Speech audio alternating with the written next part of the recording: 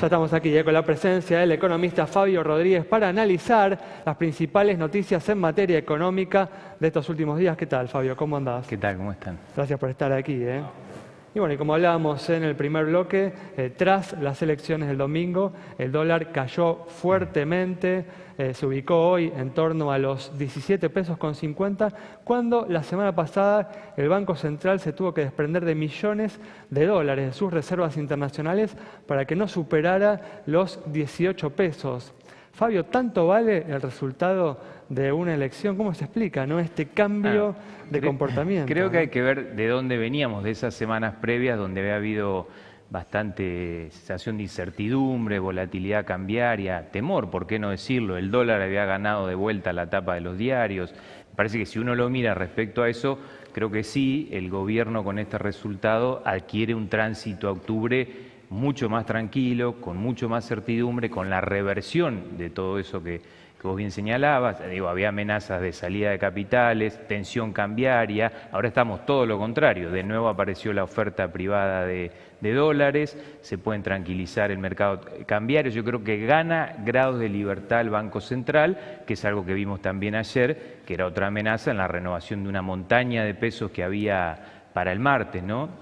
Con lo cual me parece que tiene de acá a octubre un tránsito en lo cambiario y en lo financiero más tranquilo, y lo más importante creo que puede hacer lucir más también la mejora en indicadores reales, en los famosos brotes que venían germinando. Me parece que al combinarlo con esta sensación de mayor tranquilidad en lo financiero, le puede lucir más esta recuperación en lo real de cara a consolidar el resultado en octubre, ¿no? Pero bueno, ¿no? Es un ejemplo de cómo puede influir, ¿no? Un resultado, un hecho político sobre la marcha de la economía, ¿no? Porque indiscutiblemente los indicadores de fondo, ¿no?, de la economía, los fundamentals, son iguales hoy que la semana pasada, cuando había lo que se podía considerar por momentos una corrida cambiaria, ¿no? Sí, pero ustedes saben, los inversores, analistas, muchos analistas del exterior e inversores del exterior miraban mucho el tema de la potencia política que podía tener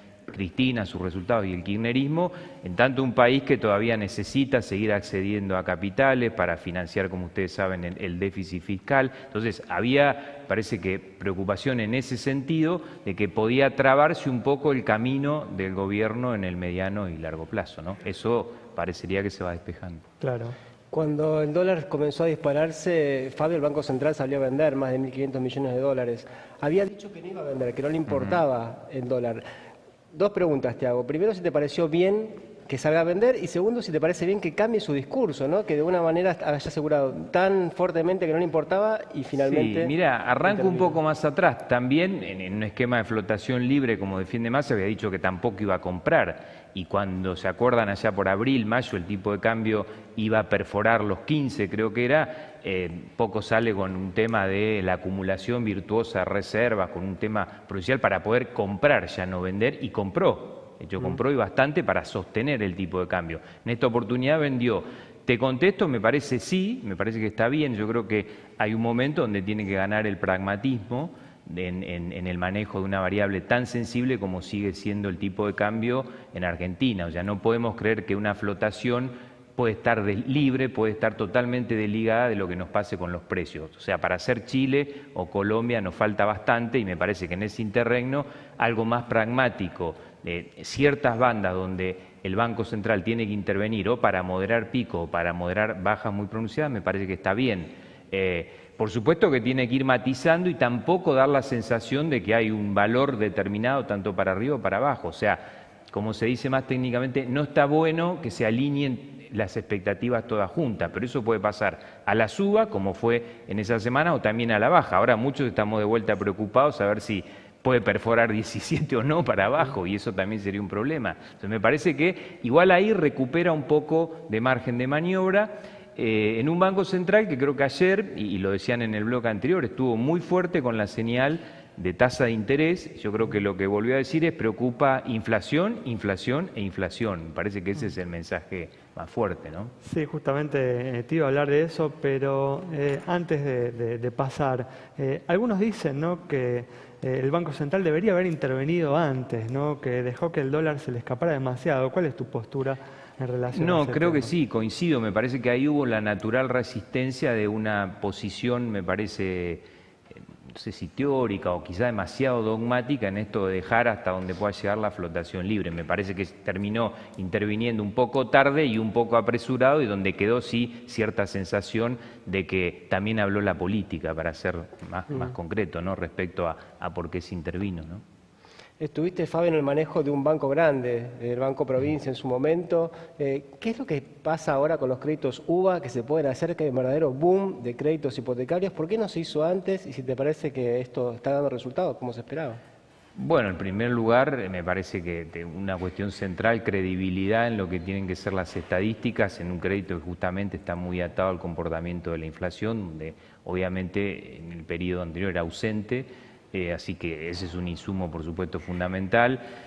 Volumen también del sistema financiero, que ahora está mucho mejor. Entonces, me parece que muchísimas condiciones para que ahora aparezcan condiciones más propicias. De todas maneras, me parece que es un sistema que va bien, hay que tener precaución. Me parece que los bancos tienen que ser muy responsables en cómo venden, comunican y explican al que toma este crédito muy bien el instrumento. Yo creo que tiene que haber también, así como hay en el mercado de capitales idóneos, tiene que empezar a haber una suerte de idóneos en los bancos para que puedan explicar muy bien qué crédito se está tomando y cómo funciona y qué pasa con el capital, cómo se ajusta y cómo no se ajusta. Me parece que es muy importante, le veo futuro, pero le veo mucho más potencia también cuando estemos convencidos que la desinflación o los índices inflacionarios convergen más rápido a un dígito, ¿no? Volviendo al tema de las elecciones, el gobierno anunció hoy una suba de la jubilación mínima, ¿no? También para apalancar un poco el consumo. ¿Te parece que después de las elecciones va a aflojar un poco estos incentivos al consumo y van a hacer las reformas, los ajustes que algunos están esperando? En lo primero, bueno, creo que es lo que está pautado, no siempre el cronograma de movilidad que está justamente anunciado, que es otra de las cosas que está también en discusión en una de las reformas. Me parece que consumo es la variable que va más lenta, ¿sí?, respecto a los motores que se van recuperando o a los brotes que están germinando. Parece que va a llegar, sí, un poco mejor, porque el salario de a poquito también va recuperando, entonces que también en el último trimestre eso se va a ver.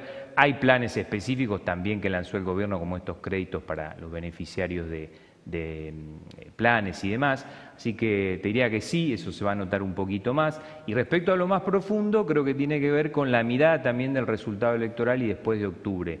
Creo que esto es lo más significativo, porque ahí la agenda no cambia tanto respecto a un resultado electoral un poco más holgado o menos. Desde ya que es mejor para la agenda que tiene el gobierno tener una robustez parlamentaria mayor. De hecho, va camino a tener así como 120 diputados y 25 senadores, pero ahí hay un camino que es el que plantea el gobierno para sustentar el crecimiento, que es con algunas reformas, y donde enfrente tiene una oposición donde no es mayoría todavía el gobierno y va a tener que negociar y plantear determinados equilibrios en esas reformas. Las mencionaron en el bloque anterior: la previsional, la laboral, la impositiva, donde yo no sé si va a poder ir a reformas muy agresivas o muy completas. Quizá en la negociación va a tener que ir a un intercambio de cosas, ¿no? Volviendo, Fabio, al Banco Central, la inflación, la proyección de la inflación está quedando cada vez más lejos de la meta.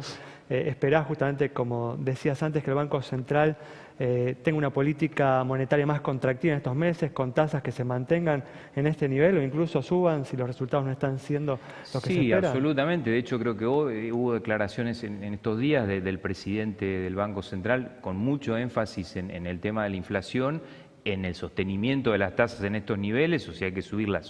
Yo no veo espacio para subirlas, sí veo una moderación en el tiempo en bajarlas. Se pensaba bajarlas más rápido, yo creo que eso no va a suceder. De hecho, como bien indicaban acá en el bloque anterior, en la licitación del martes subieron en promedio en todos los tramos, con casi medio punto porcentual. Así que me parece una política, sí, muy contractiva.